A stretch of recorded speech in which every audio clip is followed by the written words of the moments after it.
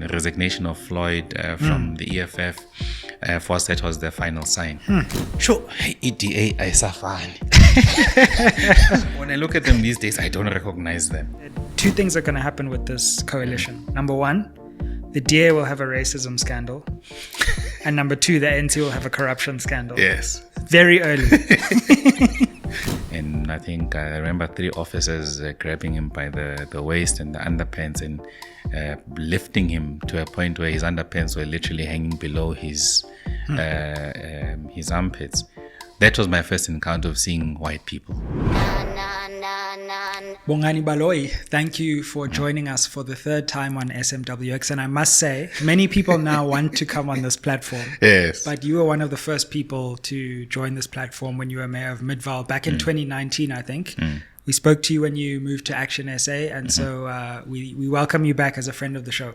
Thank you so much. I think it's been very interesting watching the show grow to what it is today and seeing 100,000 subscribers. Yeah. May it grow to 1 million and beyond. Thank you very much. Thank you very much. I was going to be naughty and saying Siakwaza, but Kwaza mkhonto, kwaza! see now. Oh my, this is going to be a good one.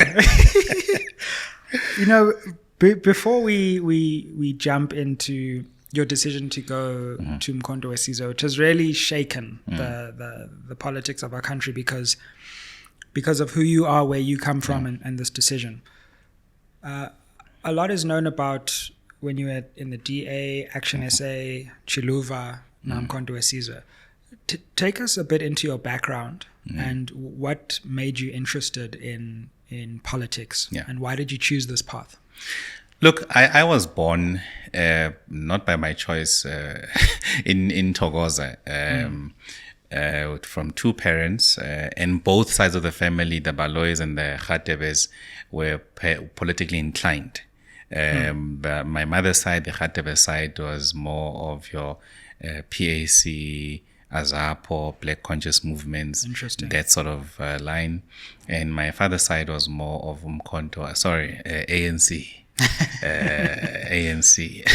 And coincidentally, my father's younger brother led a unit of Mkhonto Wesizwe as well.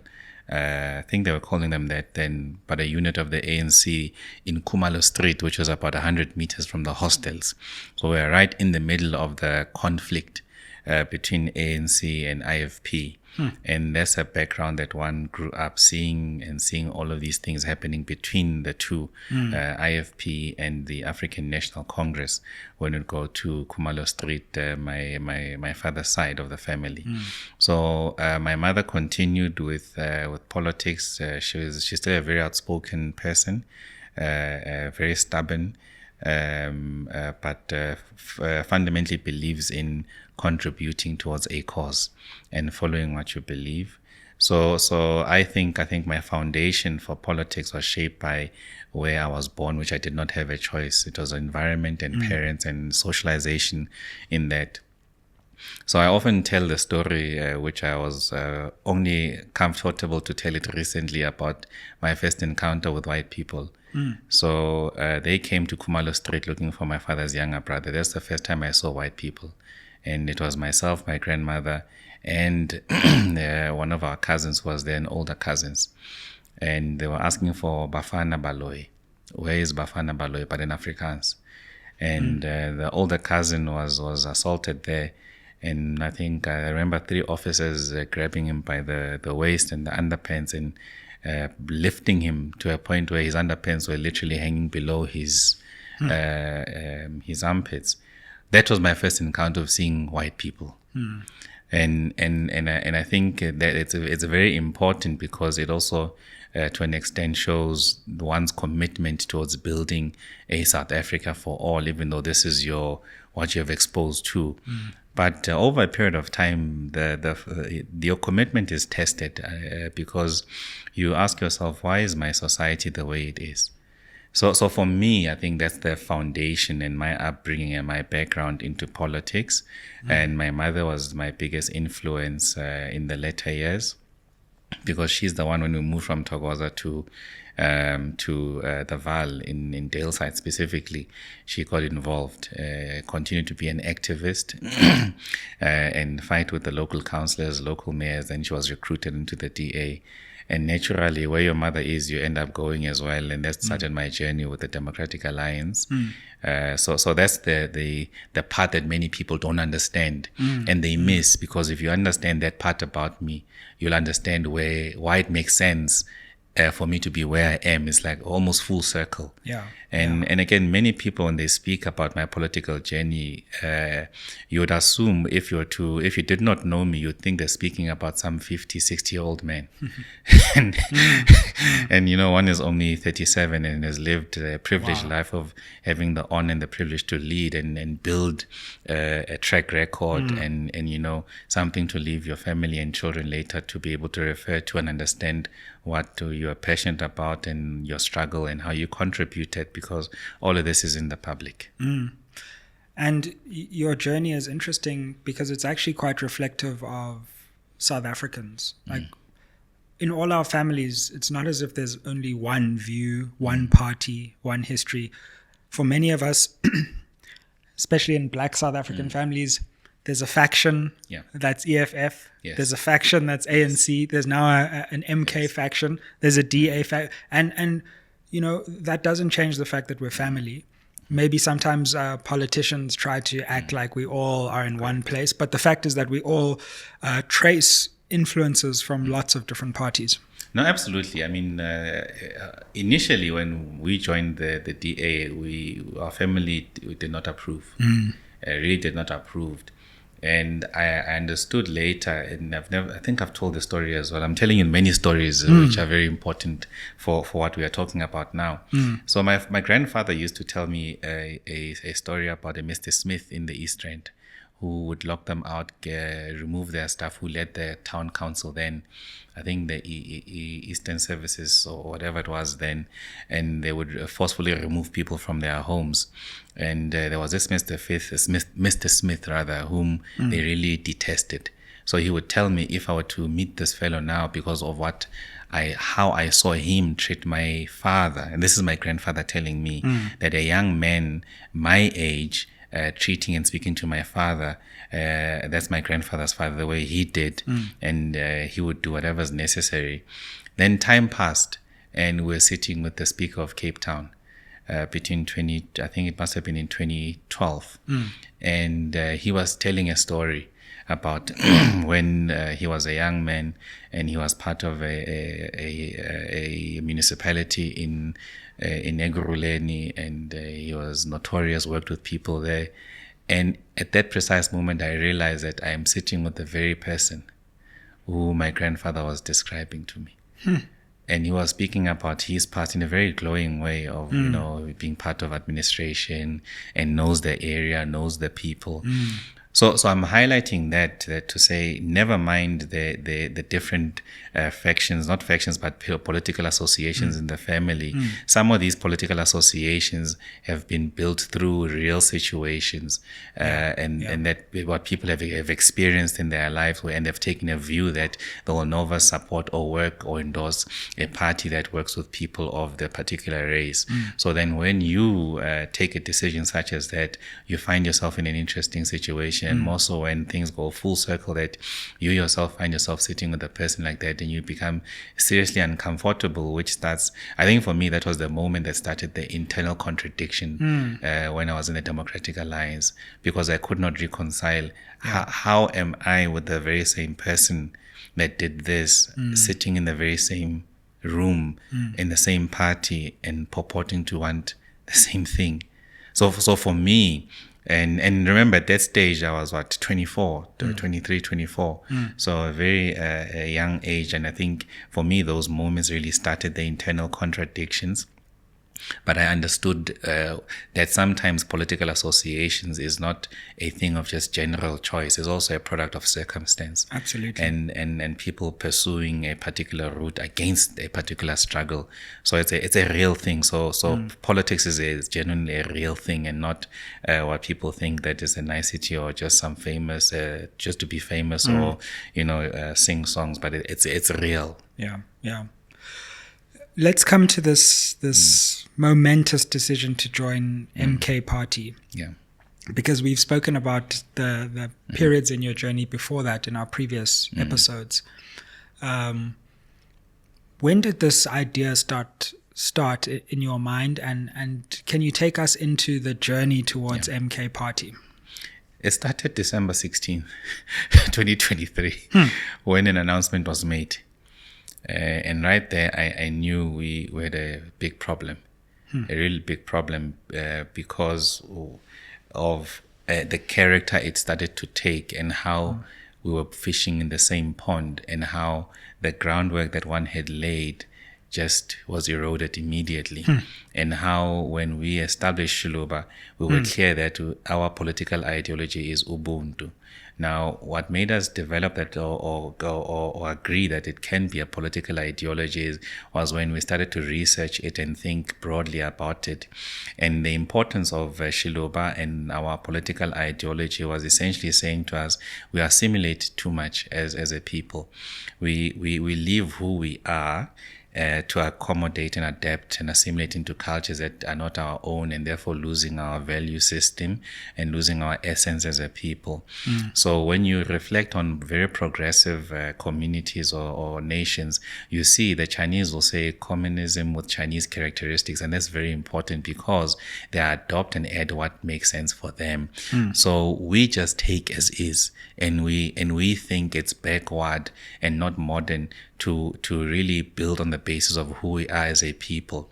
So that journey for me was very important, and this is why there's a deep connection to Umkhonto weSizwe later.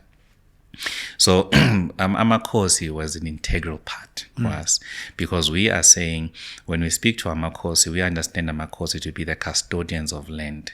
And in a period of time where we can develop a number of things to ensure that ultimately people have access to land and own properties as well.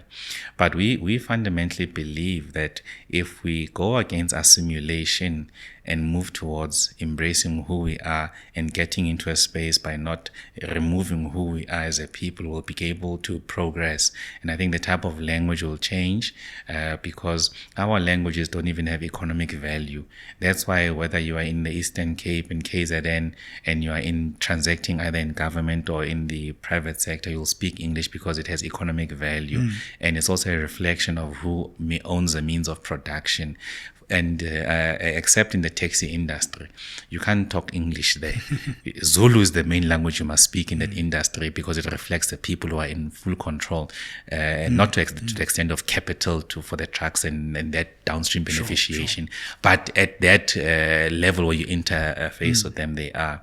So we are a party that has that view informed by who we are and Ubuntu Betu, and we've also understood why we were schizophrenic when we were in other parties as black people, because at home you are something else, in the workplace you are something else, and that's precisely because we leave who we are and we assimilate.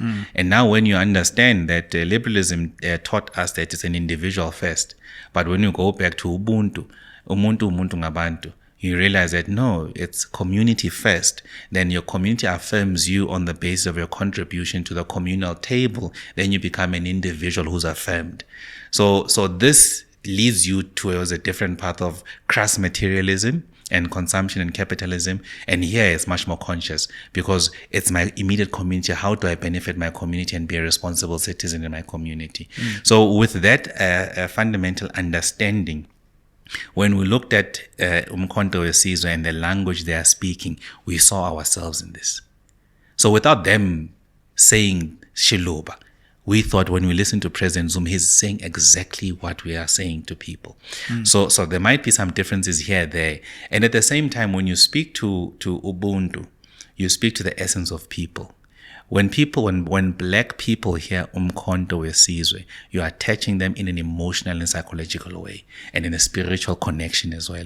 So many people just see at the surface, but they don't understand how it triggers and how African black people receive this message of Ubuntu and also Umkhonto. These are very powerful things to us, and I argue strongly that the connection is beyond just the physical. It is psychological, emotional, and spiritual connection that there is that exists between people in Umkhonto for various reasons in our past as well, and the fact that Umkhonto has been instrumental in protecting our kingdoms and various kingdoms, and is part of our African heritage and culture. So when June 16 hits and we are looking at it from the socialization as a party, we see ourselves. Now we can't retract because we've started a path, and we felt it's important to be able to cross the line of elections. At the same time, many people are saying consolidate, and we're making the argument, no one has a legitimate basis now to consolidate, because it's towards the end of a political mandate for many parties, and new parties do not have a political mandate. Sure. And the third part, in whose interest are these parties for? Who is behind these parties and funding these parties? Now you are saying we must consolidate. And people were putting pressure on us saying we must be part of the progressives, and they saw your rise and bosses as progressive parties. And we thought, but this thing does not make sense, at least to me and our followers. We said, no, we insist that we are going to cross the line. And we are of the view that systematically, from ANC majority and the hegemony, you don't go to consolidation immediately. It goes to fragmentation, and fragmentation will be resolved by election outcome, which leads to consolidation. Right. And that's where we find ourselves in. So as this was happening, we were able to keep observing and reflecting on where we were as a party, and then the election results came. And it was, and beyond the election results, but how Umkhonto just finished our campaign in KZN, finished our campaign in Mpumalanga, eroded us in Gauteng, and in Limpopo they did a lot of damage as well. So we were forced to retreat and say, but how do we focus on Gauteng and maximize what we can get in Gauteng? Because we were also not funded by people. I mean, the biggest donation we got was 50,000, and the rest I had to do myself, work a bit and contribute to the party. So elections come, and we can see the big result and how MK fundamentally changed the material environment of our body politics. There's no party in a democratic era that has gone from a zero basis in 5 months and taken 45% of KwaZulu-Natal, one of the most populous provinces in our country. And never mind the fact that there's a contested election result at this stage, but if we accept what is as a true reflection for now, it still makes a point that people see this as a credible alternative. So for us, when we observe that, and we ask ourselves the question, can we see ourselves existing as a political party when such an environment has changed, when there's a result of the elections we did not perform well, whether there's objective or subjective reasons or justification does not make, is neither here nor there. The bottom line is that these are the numbers we have. So do we continue? If we continue, what do we need to be able to make a sustainable growth and impact? Can we do that elsewhere? Because now we see there's been a change, and we then decided we don't believe we can make a sustainable growth and impact in politics as a single political party. Then the second part is, can we find a suitor where we believe we can exist and be able to continue with this mission? And ultimately, it's about the full liberation of Black people and economic emancipation. Because if you reflect on the situation today, it does not make sense that people are in the economic margins, Black people in the economic margins, and yet it's a democracy, a government of majority. Well, not now, pre-GNU, but for 30 years, it was the case. So for us, it did not make any sense. So then we did our due diligence and tried to understand beyond this attachment already that we have with the party, and we share the similar outlook of what the problems might be as well. So when we defined land as Xiluva, we said land is 3 things: what is beneath, which is the minerals, what is on top, and the laws that govern what is beneath and on top. And they say Roman Dutch law. And we say, but that's exactly the same thing we are saying. about our minerals, and about our land as well, and the laws. And we believe the laws must reflect where you are. And we firmly believe that this traditional courts bill, as an example, is something that has been dragged in for so long and is creating uncertainty. Has not been assented to by the president. I'm not quite sure where it stands now. But in a democracy where there's lots of people who relate very well to that structure of traditional authority, it does not make sense. Or it could be subservient to various other pieces of legislation. So for us, we looked at those similarities and said, does this make sense? So is the strategic thrust the same? Do you want the same outcome objectively? Correct. Strategic thrust, the same. Programs and how we respond, how do we see the problems? And define the problems as both parties, we see the same. And the solutions, there's some minor differences here, there, but it's not the biggest thing. Once there's a strategic thrust and the objective is the same, with how you respond, you can make concessions with how you respond. So we were then very comfortable to start a journey. And we waited for Parliament to settle and see what was going to happen within Parliament, new government, GNU, and how MK was going to respond and the role that would play. We were further excited by seeing, as a consequence of the DA grand coalition with the ANC, that now MK is the official opposition, and also had an agreement with other parties to form a progressive caucus. This said to us, now the call becomes clearer. What next is becoming more clearer, even though these ones are still working as independent political parties in Parliament. But we also felt that actually we do not see ourselves existing as a separate political party in this environment. We actually see the case now for stronger consolidation. So when they settled, we then started to send a few feelers of what they would think, and we've interacted with different leaders of MK at different points, and eventually, I think, with the appointment and resignation of Floyd from the EFF, for us that was the final sign. That that's interesting. If someone like that sees value and in presenting himself to a party like this, that speaks volumes to us. So now actually this consolidation is not just a concept. It is real. It is genuine. So then there was a conversation between myself and Floyd, which was a very simple conversation, and also just understanding about the future plans. He really made us comfortable with where MK is going and what they want to do, and really the prospect of MK as well. And we were able, when I got back to the team and share with them, we were then asking ourselves, what role, how can we add? And when we saw that actually, if we go and add value, what Comrade Floyd shared with us, we can actually surpass what he thinks is a potential outcome because of our contribution in these small spaces that we find ourselves in. So that conversation was then solidified, and also meeting and talking to other leaders of MK, but not the president, but other leaders of MK. Sure. So there was that conversation, and then ultimately I got back to the team and we made a decision that in light of all of these political considerations, we are going to deregister Xiluva. And all of us are going to go and join Umkhonto weSizwe. And number 3, we are going to go and persuade our members what we did not get to follow us and join Umkhonto weSizwe. So now we are currently going through a process of integration and migrating our WhatsApp groups, our members, onto a platform of Umkhonto, and ensuring that we register. Our members. And now we've got pressure because we need books. So we can go. People want to sign things they see, and they understand this moment, what it actually means for us.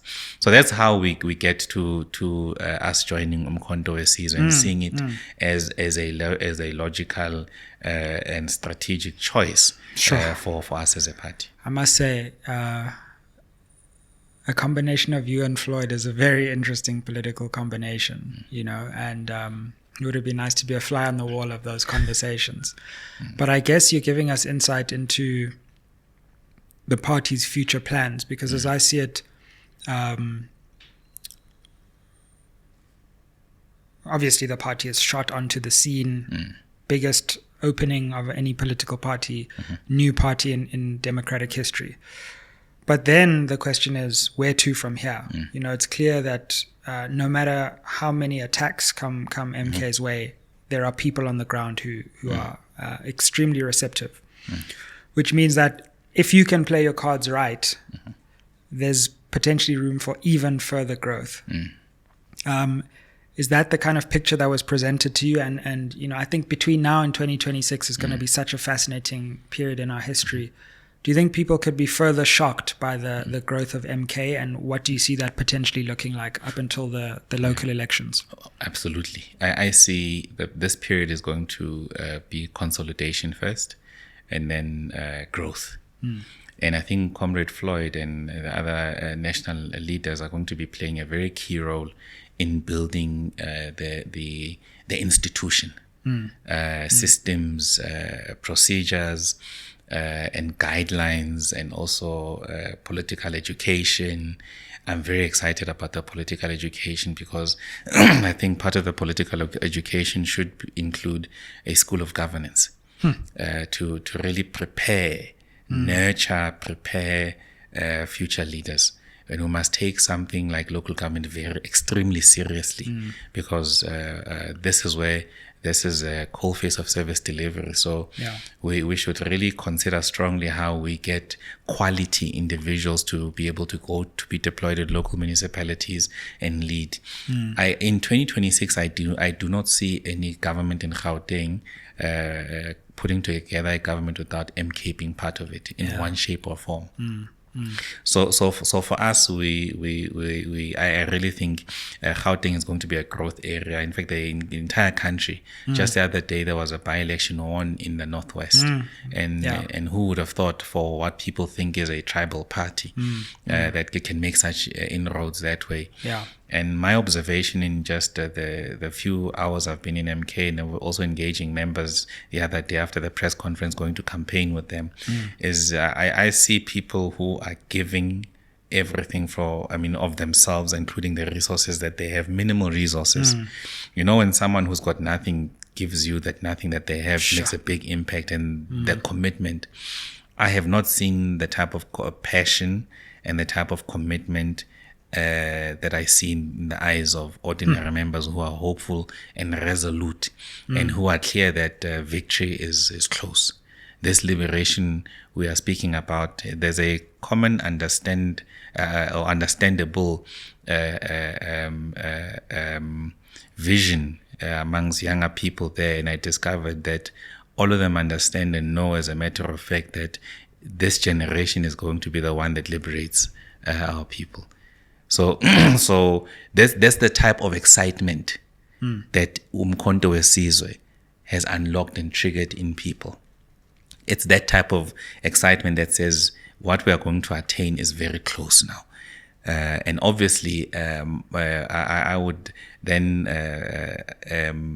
ask various questions in the party when the time comes to say we must prepare ourselves for when that time comes. The worst thing is to govern badly. As someone who said in my former organization, governing bad is a sin. It's a real sin. So I'm really obsessed about ensuring that one contributes to the extent that we understand what the typical leader of Umkhonto weSizwe would look like, from a local municipality to a metro and various other levels. But there should be a very credible approach, because if we do that, we're able to build a stable ecosystem for governance. For stable governance, for respect of systems, for respect of the pieces of legislation that governs different spheres of government, and also for consolidation of power. Because people don't appreciate that we don't just do all of this to get power and play with. The ultimate answer is, what do you do with this power? So we must have comrades who understand. Even you wake them up at night, they will tell you what is the strategic objective with power, is to do what with power. Because it's not God who's just created the material conditions with it. It's human beings through laws they pass in parliament. So we must be very clear about the program of action when we get there. That side of things excites me. I really think one will play a great role in that type of approach, because if we don't find a way of creating future leaders, then the future of the party is gone. And we must create the right culture, internal culture that is followed, that is respected, and is seen as a maxim for the party, that you dare not go out of this. This is who we are. Because the worst thing we can do is where we govern like the ANC, and old habits come. Absolutely. So there must be a clear differentiation around governance, which and it must be able to deal with the needs of the people on the ground. Fam, I just wanted to interrupt this episode to let you know the 4 ways you can help SMWX. Way number 1, you can invite me to speak at your institution or company. Way number 2, you can advertise on this channel.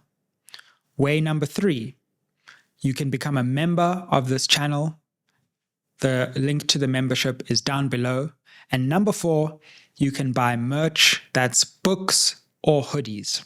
Now let's get back to the episode. All our contact details are in the description box below. So, I'm also interested in your views, because you're actually rare to the extent that you know many sides of South African politics. You know how the DA works. You know how other parties outside the DA like ActionSA work. You also now know how MK works, and also... Not yet. Well, yeah. Better than many.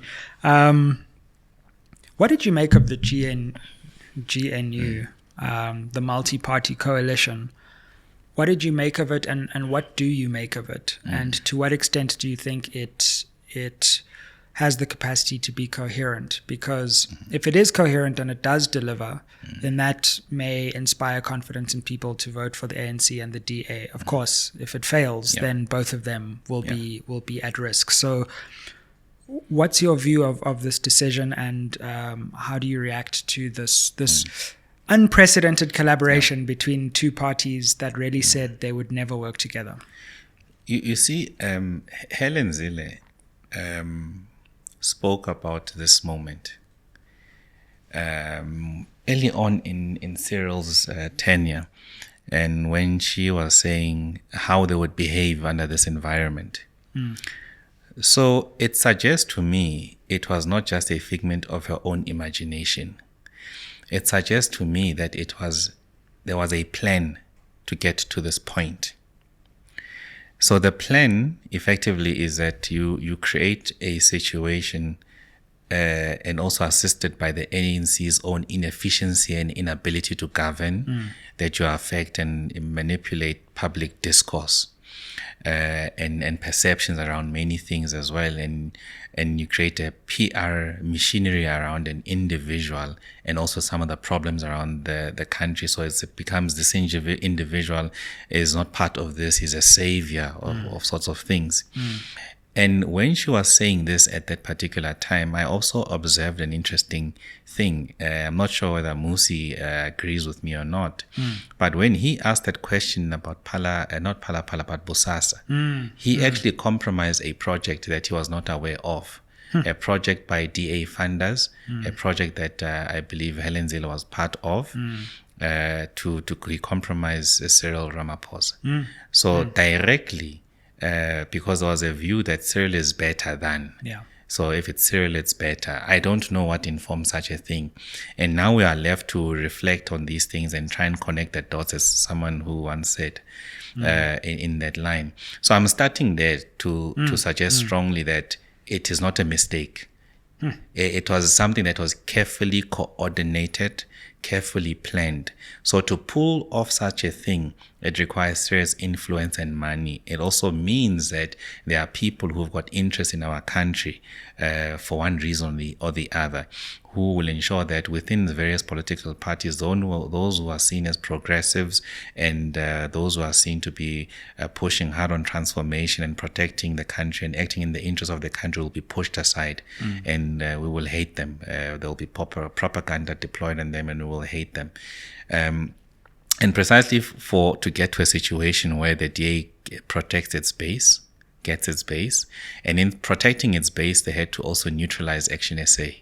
in a very skillful arrangement to do so, because ActionSA was growing more when it was fighting in Democratic Alliance and had taken a public posture to do that. Yeah. But the moment they toned down and they locked them in an agreement, it all dissipated. So the next part now is the role players, is also the markets, the capital markets, and obviously the most important role player, the South African rand, which behaves in a very interesting manner and decides who it likes and who it detests, and how it behaves to the detriment of South Africans, by the way, ordinary South Africans, because of this rapid just fluctuation of the rand, because of things that happen in that way. So you never expect a national currency to behave in a manner that it has been behaving in. So when it happened, I was able to then look back and say, it makes sense what Ms. Zille said there, and in a way, and how things have been happening, a sequence of events to get to the stage where we are in. So it is an arrangement of capital that is led by capital, obviously, and look at who has been funding these political parties and their behavior. Look at also how some parties were funded at a stage which was crucial in KZN, when they saw that KZN MK was actually making ground, and they to neutralize KZN. So IFP in the same period gets about 10 million rands. And I look at it that way, that it was directly to try and neutralize what was happening in KZN, because then it would limit their ability to be a member of significance in whatever outcome that would be. Now, when the outcome comes, we've seen how it played out when there's an agreement and some agree, have the same different interpretation of the same documents. Some cannot even quote those documents that they agreed to. And just the other day, you had a guest here who was telling us about the inner workings of how such an agreement was dealt with within the alliance, or not even dealt with in the alliance. So you could tell that this was rammed through because of an arrangement. And it says to me that ultimately politics is not an outcome of luck. More so for those who want to keep us subjugated. It's something that they carefully look at and plan and identify individuals and corrupt individuals and ensure that individuals are pro-capital. Now, capital in this case has behaved in a manner that has really bastardized our revolution and really co-opted leaders that we think we trust in pursuance of a very short-term goal, which is self-preservation and just living a comfortable life as a leader at the expense of the people. So I would characterize the government of government of so-called national unity as what Helen Zille said. Again, I go back to her. It's a grand coalition between them and the ANC. However way the ANC is uncomfortable with that, but they must know they are part of the grand coalition. I mean, the history this time has presented us with very historic pictures. Just the other day, we're seeing Dean McPherson and John Steenhuisen shaking Xi Jinping's hands like schoolboys. You know, and those images you never thought you would ever see in our lifetime. And that's the reality. And now you see how they have nestled comfortably in the bosom of our blue lights and government trappings. It's been amazing to me the way that criticism from at least that quarter of South African politics and society. I have to hand it to President Ramaphosa because he realized if I can co-opt that segment in, the media will go quiet in large measure. But also the DA will go quiet. But you see, we also assume because people are white, they don't love power and their trappings. We think it's a black thing.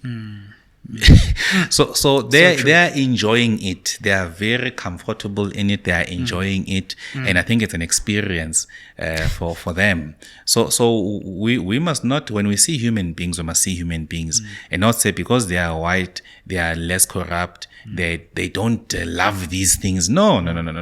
They are equally in it and enjoying this ride. And to answer your question, whether it will be coherent, the market will ensure coherence. And the trappings of power will ensure coherence. Because now when people speak, it won't be out of principle. It will be about self-preservation and sustaining this. So it means naturally there will be easy concessions. Because the fundamental question will be about how do we preserve this, and it will introduce an interesting topic which people call pragmatism.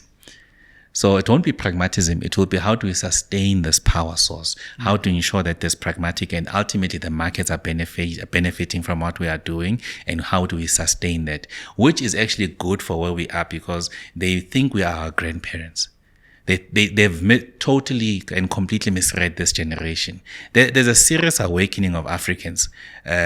Whether you look at how the spiritual awakening of various Africans now pursuing to actually follow a calling of their ancestors and embrace that publicly, and also go to corporate space with beads of izinyanga, izangoma, and actually representing themselves like this, and me wearing umqhele and being part of my identity. There's a fundamental difference of black people in this generation. And Umkhonto has triggered that and actually created an alignment with what is happening.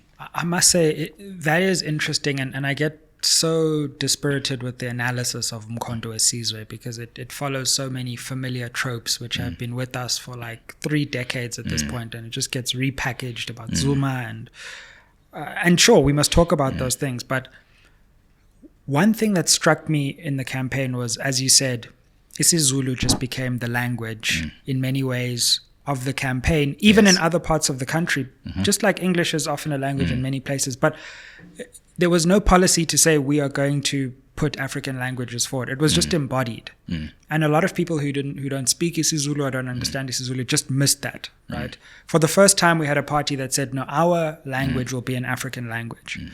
Ispandla, umqhele, as you said. Correct. You just see people wearing and being proud to. So a lot of that has been missed in the media narrative, in the sense that a sense of an authentic African identity is being brought to the fore.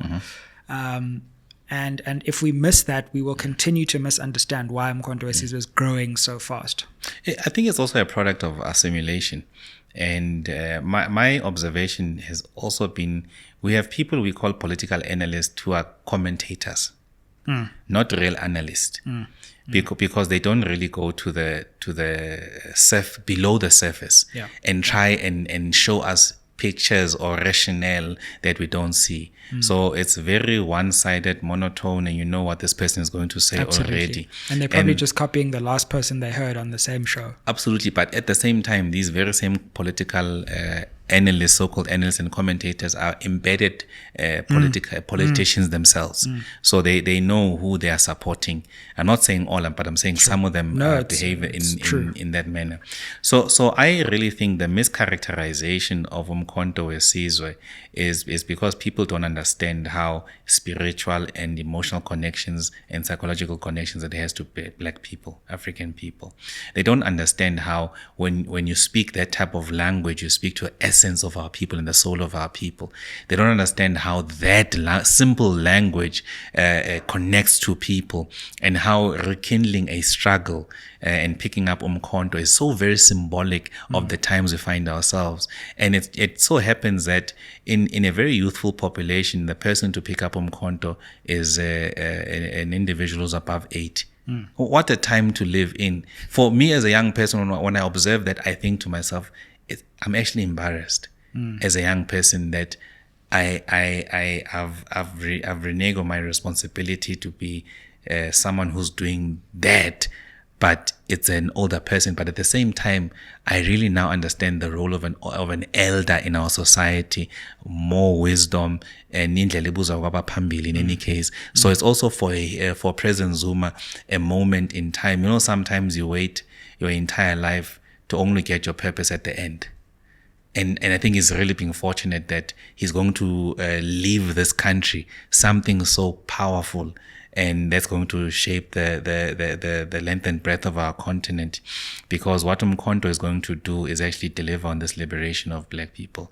I really fundamentally believe wholeheartedly in that, and that's why it's so easy for us as a collective to volunteer our time and effort towards a struggle, because there's an immediate connection with what they're trying to do, and it resonates with us.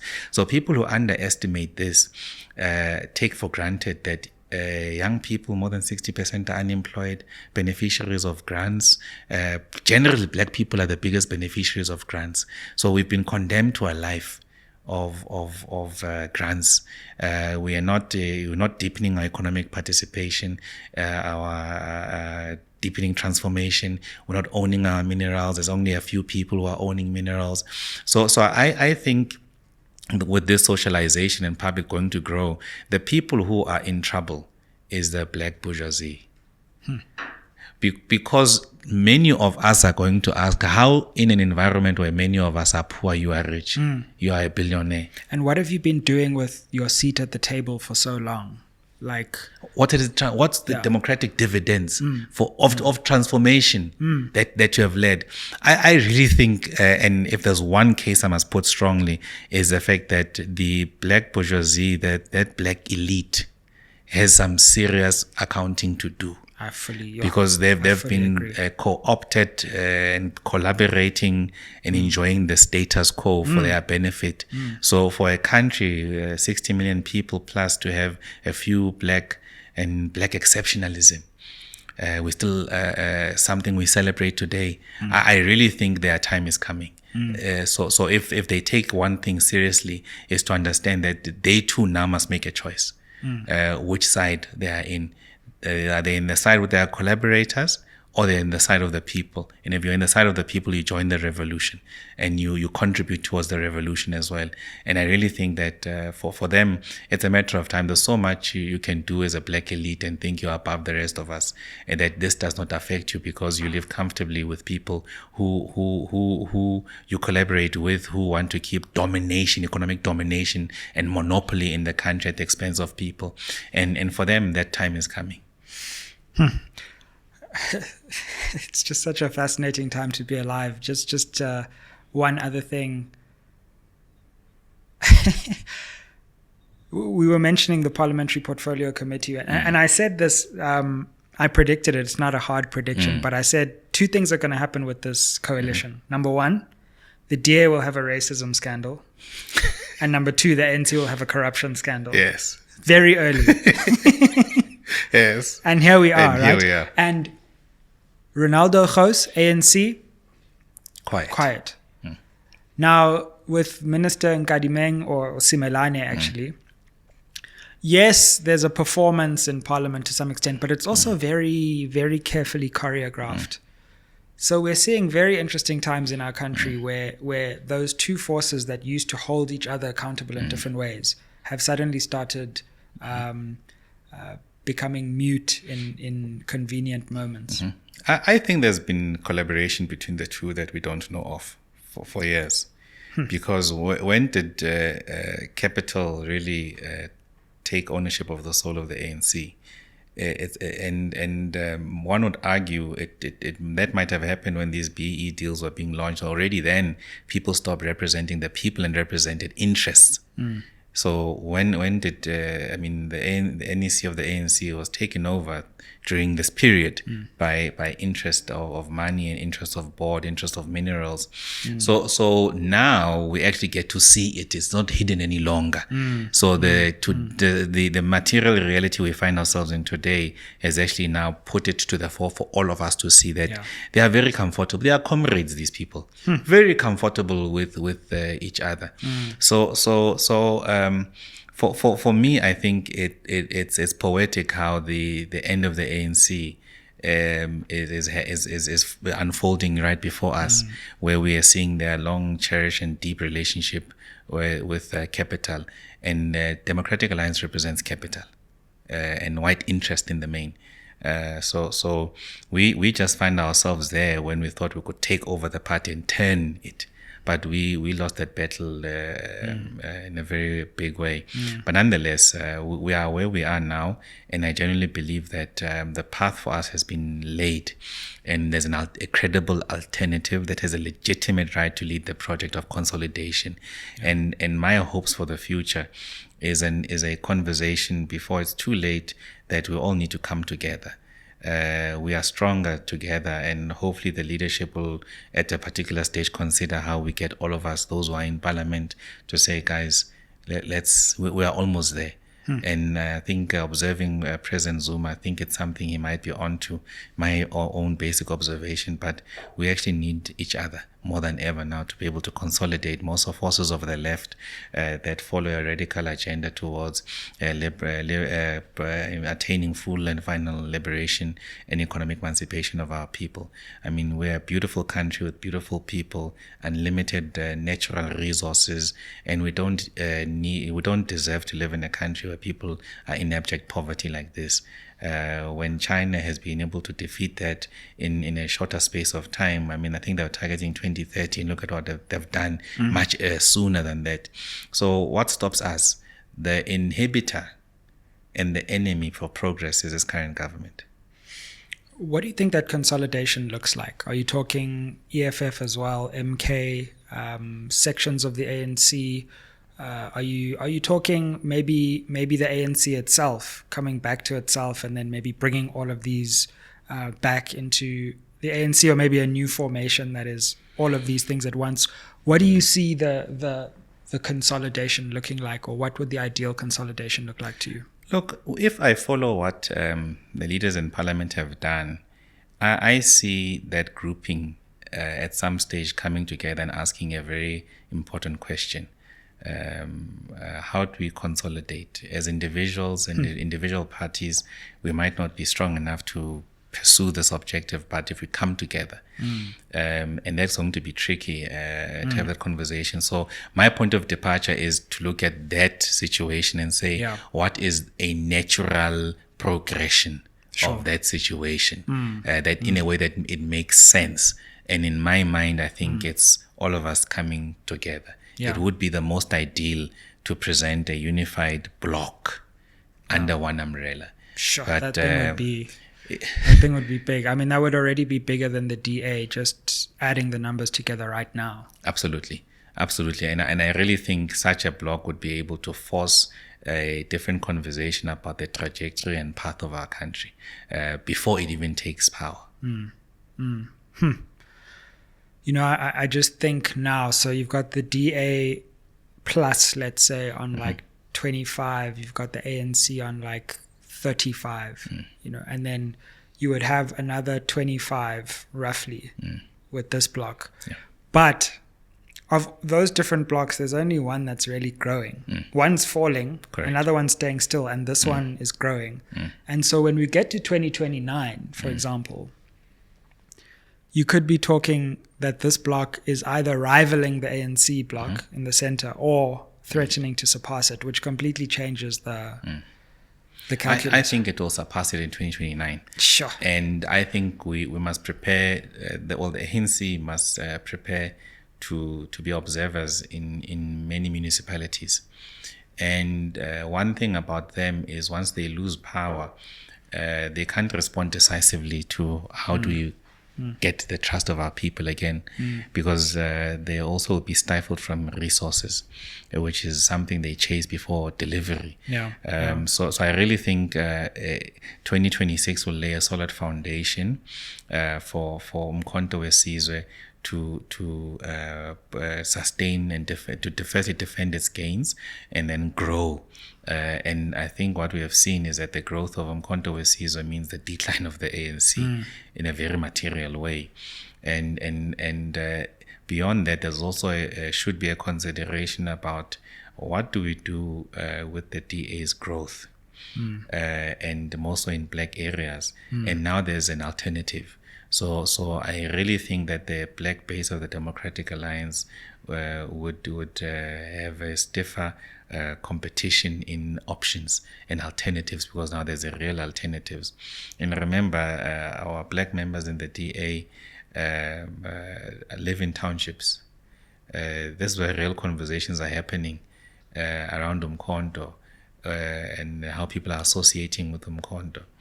And you see, I mean, the people are so proud to associate with Umkhonto. You see even taxis donning lanterns of Umkhonto weSizwe from one event they've gone to and keeping it for visibility so people are clear where they stand. So I think the ANC must brace themselves for a serious reduction in the electoral fortunes. Sure, further reduction. But now look at who is leading. And look at how their relatability to the masses and their stature. Cyril Ramaphosa beyond the next 2-3 years will be a non-entity. 5 years time will be a non-entity. There will be another person there who must grapple. So after they have cannibalized themselves in an internal conference, then they must try and consolidate. And as they cannibalize, they forget that they're also part of there's a DA in government that will try and utilize those positions for its benefit and consolidation of their markets. But at the same time, there's an external threats that as they are cannibalizing is eating into their base. So by the time they lift their head, they'll realize that they are no longer in control. They're about to hand over power. I wonder what you make of ActionSA's position in Gauteng, because you notably left ActionSA.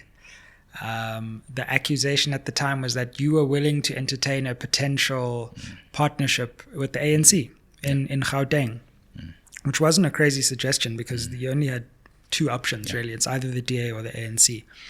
But although the party had agreed in principle, then there was a change of heart and you were out.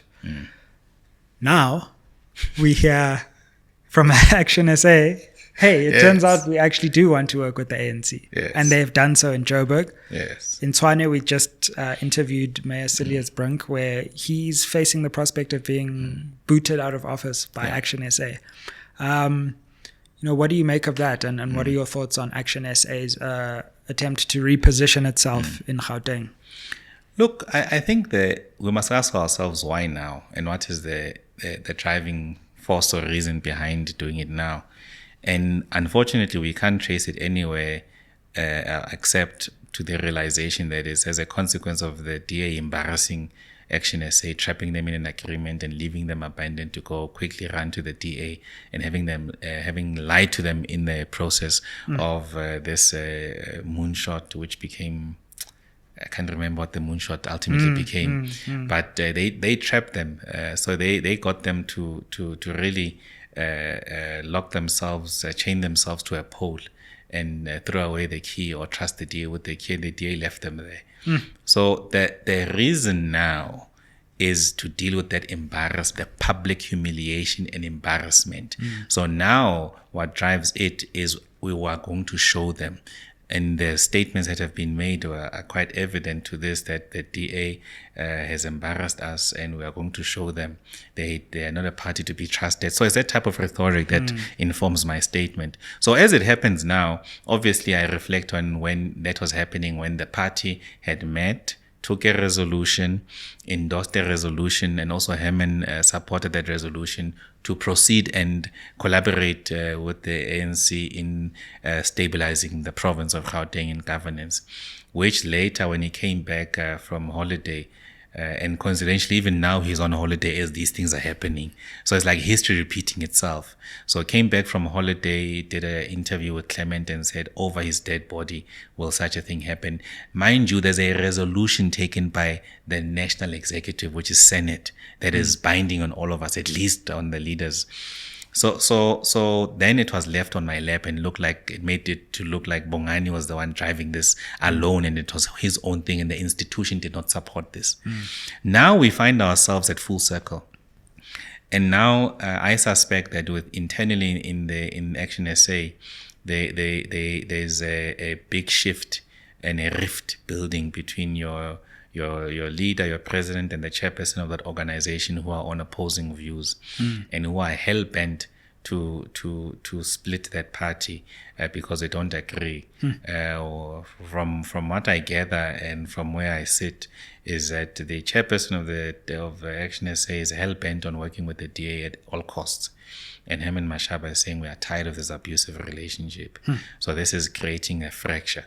So the very same moment, which I saw as a very key moment for me to extract myself out of this situation, it has visited them again. And from what I suspect, the region is aligned with the president of ActionSA, the province is aligned with the president, the PEC, and now the challenges is with other leaders. So I think this is going to be their biggest challenge building up to this. I really think the next 2 weeks are going to be very important for that organization as they continue, because now they're exactly where they were and the type of decisions they are taking now, which could have been implemented much more sooner. The province, Gauteng, Johannesburg could have been saved from having multiple mayors in short period of time and creating instability. That could have been prevented. Ekurhuleni could have also been much more stable, and Tshwane could have been much more stable. So to do it now, I think it's a bit too late now. But all it's going to do is assist in cannibalizing that party. Fam, you asked for some SMWX merch and we have delivered. I know you're always looking for ways to help support and grow this channel. So why don't you buy yourself an SMWX hoodie? Super comfy, super warm, and you can represent SMWX. You can check the link down below for how to buy your SMWX hoodie and help build and grow this channel so we can bring you more interviews, more analysis, and more educational insights. Now let's get back to it. You know, when you're talking about the two parties, the ANC and the DA working together for a longer time than we realize, I was suddenly thinking about Parliament and the Mkhwebane Committee, the Hlophe decision, and actually realizing that we have actually seen this project before. And the ANC and the DA may well have been working together for a long time. Absolutely. All of us can see the type of neoliberal policy they've been taking and its trajectory, and how it's been more of how to erode the capacity of the state. And you hear those things and pick up on those things when they're pushing privatization. Let's privatize. So on the delivery of very important public goods, where the state must have the inherent capacity to deliver on those, but instead there's a view that let's privatize. And I actually share the same opinion with those Mapaila, that what they actually want now is three things. It's water, it's sanitation, it's electricity. Once you get that business in private sector, now you're done then, eh? You have captured the full state. That's true state capture. Absolutely, because those are perpetual deliveries. I mean, perpetual services must be delivered. And you know the demand is always there. It's always there, and you get to privatize on that demand. So there's been a systematic erosion of the capacity of state. And look at the subsequent sectors that benefit. Let's look at the erosion of the police. Look at security industry and who leaves to form those security companies and how they play a role, and how they've got more capacity for intelligence than the police and more equipment. Now look at public education and look at who has been the beneficiary of public education collapse have been your curos. Look at the stock market and how they perform and how they've been investing. So you see those things that become apparent. And look at what this fellow almost crippled Eskom, who News 24 thought he's the best thing. Absolutely. I wonder where he is now. I think he's run away overseas. Director. Really crippled, brought it to its knees. And now the same organization is trying to build it back to its knees by doing the same things that we should have done, which he was decommissioning plants and pushing a green agenda to our detriment. And many of us ended up buying small generators. And now what? Yeah, exactly. Where do we return them to now? So I think those dynamics have been there, but we must understand what is at stake. And at stake now is actually to take to control full government and its delivery of public goods. Yeah. The DA. You've got Ronaldo Gous on one side. I don't know what is taking so long with this investigation. You've got the appointment of people like Roman Kabanak from nowhere right into chief of staff. And then you've also got a leadership election looming somewhere in the distance. I think it's something like every 3 years. So that would take us to 2026 or so, Correct. Which is an important year, just before the local election. It seems to me like the DA, or at least one part of the DA, is like, you know what, this is our opportunity. We're going to fully now just drive an agenda no matter what. But I wonder if there could be a backlash to that within the DA. Having been within the party, how do you analyze where the DA is and where it's going under the leadership of Steenhuisen? and whether this GNU decision will consolidate his leadership or maybe lead to a twist and a turn. Sure. Hey, EDA, Isafani. When I look at them these days, I don't recognize them. I'm trying to understand and see the strategic thrust. And sure, they've consolidated the white base. And again, I think that they were clever with how they tried to neutralize Freedom Front and keeping them closer. So what they did to ActionSA, they did to Freedom Front as well, and kept them closer. Which has created big problems, and more so now in coalitions, they may also particularly play an angle to their majority voters, which is white people, that they are the best option to keep this country going, and therefore consolidate them along that. In any case, the DA sees the voting market as traditional and non-traditional. Traditional voters are white people, and non-traditional voters are black people. So this is the internal language they use. So when they look at their non-traditional voters, they know that they might need to retreat or get maybe 3-4%, and that keeps them around the 20% mark, 24-23%, and that's all that they might need. And it might be a clever position, but they plan that scenario, or they plan the eventuality without thinking there would be umkhonto wesizwe, which is now really torn up that plan that was there, that would be perpetually involved in a government or with the African National Congress led by Cyril Ramaphosa. And they would also work with those they saw as progressives in the ANC. Helen would use that language, there are progressives in the ANC. Now I understand those progressives to be the faction of capital, the capital faction, capitalist in the ANC. So with the DA, I don't see any leadership challenges. I see the same people being re-elected, and the angle will be to suggest to South Africans that they have kept this thing together and rescued us, and play that card. They might eat into the AfriForum's base if AfriForums are not behave differently. But with what I'm seeing at local government, they've taken a position that the DA is an enemy, and they're dealing decisively with them by voting out their mayors and also getting mayorship positions as well. Yeah. So Freedom Front, that is. Correct. Yeah. The Freedom Front. Apologies. So with them, I don't see more moves beyond that. But what will be very interesting for me is how they deal with the trappings of power. Absolutely. So the trappings of power will be quite key. Suddenly, Phala is not such a big thing. Correct. VBS is worse. Correct. But now there's a minister. Anyway. Yes. But in any case, they don't have as a point of reference leading a national government and your structures decisively nationally. That reference, it's only at the provincial level. But there was a separation. The premier was not the head of the DA in the province. It was an MEC or somebody else. So now you have a person who is a minister leading the party campaign. What does the party campaign become? How do they campaign with the ANC? What message will they say? This is our achievements. So they will individualize achievements that some people have worked for, the collective have really worked for.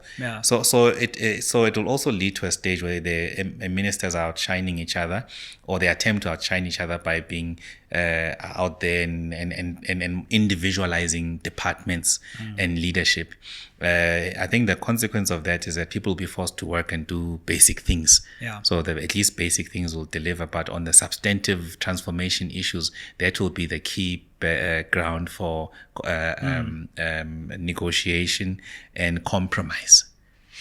One thing as we close that I is occupying my mind right now is I was looking at the election turnout and noticing the differential between white voters and black voters. And I think black voter turnout was 55, whereas white voter turnout was in the 70s.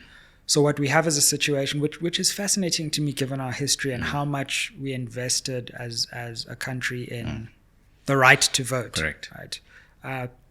Blood, sweat, and tears was invested into black people being able to vote, and yet once we have the choice to vote, black people are not voting, or at least only 55% of those registered, let alone whether you register or not. And it seems to me that until we can fix the registration picture in the country, there's going to be a disproportionate racial skewing of actual democratic outcomes. because of the turnout differential. I wonder what your thoughts are on that, because if that consolidated block that you speak of can change turnout patterns, that then also obviously impacts on outcomes. So when we're still with Xiluva, we were of the firm view that voting must become a must. It mustn't be a choice. It's your civic duty to go and vote. And removing choice. Your choice is who. But whether you are going to vote or not. Sure. And secondly, we propose that IEC is a government organization institution. Why is IEC saying people must register when IEC has Home Affairs, which knows when you are eligible to vote? So there should be a seamless integration. Absolutely. Already you must just get a message that you are eligible to vote. Please at least confirm your address and your voting station. Absolutely. And citizens then understand that I have got a responsibility to go and vote. If I don't vote, it might affect maybe my access to some social goods or one way or another, because you want to claw back that laxy-daisy approach of it. So I really think at the core of it, we need to fix it in that manner.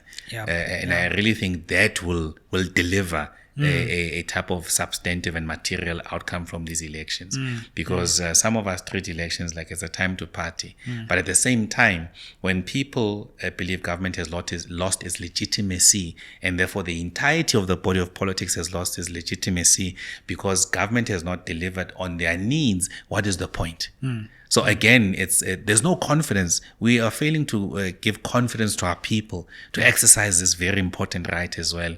So it's also a combination. We must fix our politics. There must be substantive delivery. People must not play with power and governing. They must really deliver on those things and leave politics out of it. But at the same time, our citizens must understand that it's a serious obligation. It's not it mustn't be a choice. I agree fully. I spoke to the CEO of the IEC on my SABC show online, but also offline, because he made the statement and the show ended and we chatted after that. And he actually agreed, because what I suggested was at least make registration voting opt out, right? So you, as you say, you automatically, once you turn 18, you're registered to vote. If you don't want to vote, okay, fine. But then you don't have to go through this whole thing of now, where do I register? Oh, I'm registered in the wrong place. Now I registered for this election, but now there's a by-election. I moved. Now I need to this registration admin is just too much. And we could just cut it out and say, if you want to exclude yourself, then you must go through the admin. But otherwise, you're on the roll. But at the same time, we've never actually thought about what is the typical new voter mindset in their profile. How have they been socialized in school? Their outcomes of an education system which does not conscientize people about where we come from. They rather conscientize them about sex and sexuality and those sort of things. And there's no real proper socialization about where we come from to conscientize the mind, and also invest in civic education at school level as well, because ultimately this is a citizen of the future. So how do you then ensure that my daughter, who's still in primary school, gets to understand issues of rights? Already they know why you must not litter and its importance. So teaching them, and if you are in the car and I throw away a piece of paper by mistake, man, I need to apologize and make a plan to get it, and keep it until we get home and discard. You violated the Constitution. Absolutely. So imagine if we land in the minds of young people the understanding of voting, the importance of voting and their civic responsibility, and we also further educate them about the built environment, and we move away from these maths literacy and those sort of things. Built environment, how to build bridges, what does it take to build roads. So when parents are angry and they want to go and destroy burn a road, children will say, but you understand, you are burning, it's not just a road, it's bitumen, and there's this part of it, and when you are burning, this is the damage you are doing. It's a supposed to last us for 30 years. So we are compromising the citizen of the future by getting them more dumber and dumber and not actually giving them the tools to hold us to account, because those who must hold us to account actually is the generation coming, because they get smarter than us. Instead, we're getting them more stupid than us. Bongani Baloyi, wishing you all the best. I'm sure this won't be the last time we sit down. And I suspect the next time we sit down, our country will be in a very interesting place. But we really appreciate you supporting this platform from the get-go and joining us once again on SMWX. Really appreciate it. I think we've been given a privilege and an honor by President Jacob Zuma to fall in line as he picks up the spear to lead this revolution, to be forces of this revolution, to give of ourselves. And I'm really confident and can say I don't see myself changing this T-shirt. Now there's a home. There's a real home which was not there, something we've been yearning for, and we found it. And I'm really proud of the growth of your platform and these conversations. And I think there's space for alternative conversations and views outside of the propaganda that we are fed every day. And this platform remains important. Thank you, my brother. And thank you for watching SMWX. Help get us to 150,000 subscribers this month. And keep it locked. Comment down below. Like, share, subscribe. Aye.